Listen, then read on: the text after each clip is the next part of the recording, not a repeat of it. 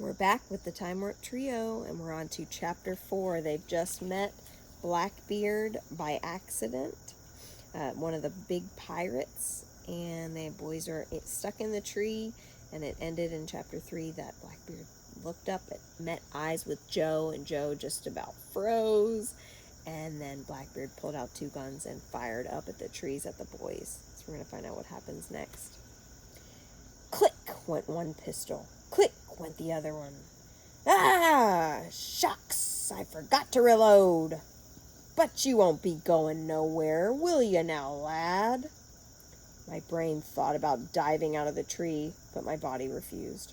The pirate tossed the 2 empty pistols aside and reached for 2 more. So we found out, even though he shot, it went click and click, which means it was empty. There weren't any bullets in there. So nothing happened to Joe. Lucky. While he was reaching, Fred slid down the trunk of his tree and jumped to the sand. Don't shoot! That's my hat! The pirate whirled around and aimed the pistols at Fred. Yar, this island be haunted for sure! They're dropping from the trees! Quick, lad, how many more of your kind up here? 2, said Fred. 3 against 1. Why, those are the best odds I've had in a long time. He tucked away 1 pistol and drew his cutlass. Call out the rest of your spying monkeys. Let's fight to the death.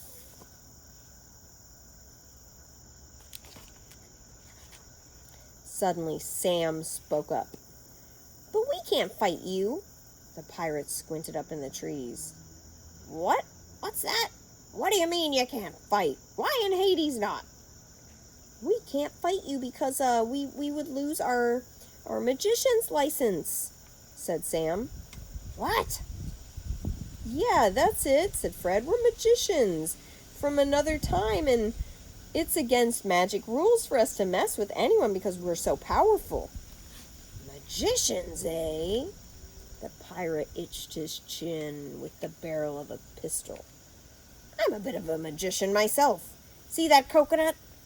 I'll make it disappear. He fired his pistol. The coconut Fred had been sitting behind exploded in a shower of milk and shredded coconut.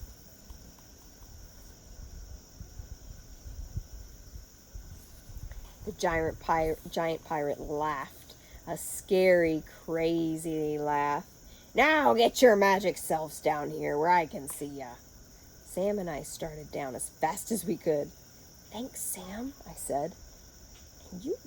And you best have some stronger magic than that, he yelled, or you'll be disappearing too. Har, har, har. Thanks a whole lot, Sam. At ground level, the guy looked even bigger. He looked even meaner and looked even uglier than from above. He did have some smoking rope hanging in his hair. He did have pigtails in his beard. And he did have a crazy-looking red eyes.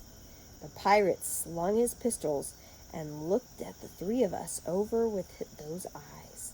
He lifted Fred's hat from the sand on the tip of his cutlass and jabbed it at him.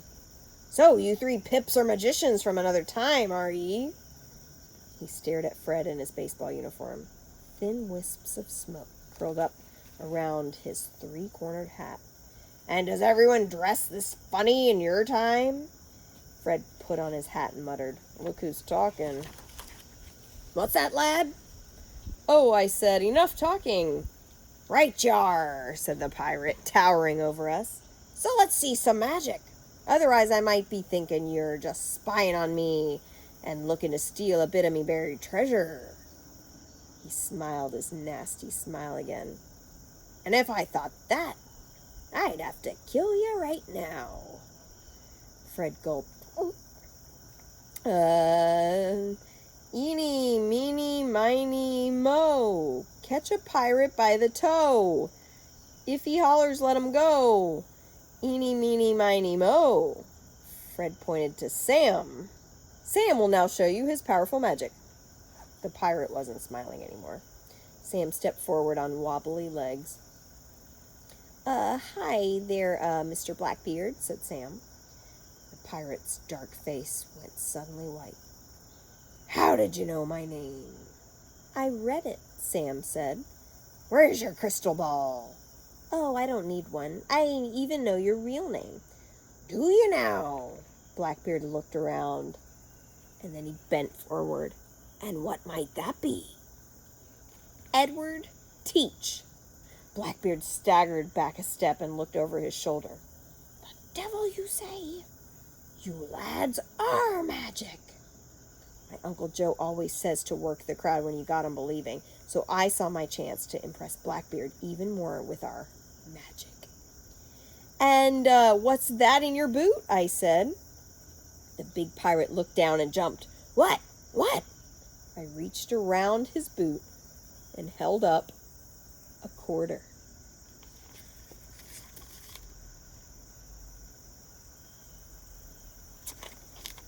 Blackbeard snatched it out of my hand and gave it a close look. What strange doubloon is this? That wasn't in my boot before. Blackbeard stared at the quarter in his hand. You mean you lads can use your magic to pull pieces of 8 right out of the air? Oh, sure, said Fred. There's nothing for powerful magicians like us. We could do that all day long. Could you now? Blackbeard looked us over carefully. We took a step back. I could use a few mates with your talents. The 3 of us began to back away slowly. Blackbeard slid his cutlass into his belt and put the quarter in his pocket. Why don't you join me aboard my new ship? Well, we'd love to, but I have a big history report due Monday, said Sam. I call her the Queen Anne's Revenge. Blackbeard pulled another loaded pistol from his endless collection and pointed it between my eyes. Do you think that's a nice name? I looked down the barrel of the biggest pistol I've ever seen. That's a very nice name, Sam said. Its previous owner ran out into a bit of trouble, if you know what I mean.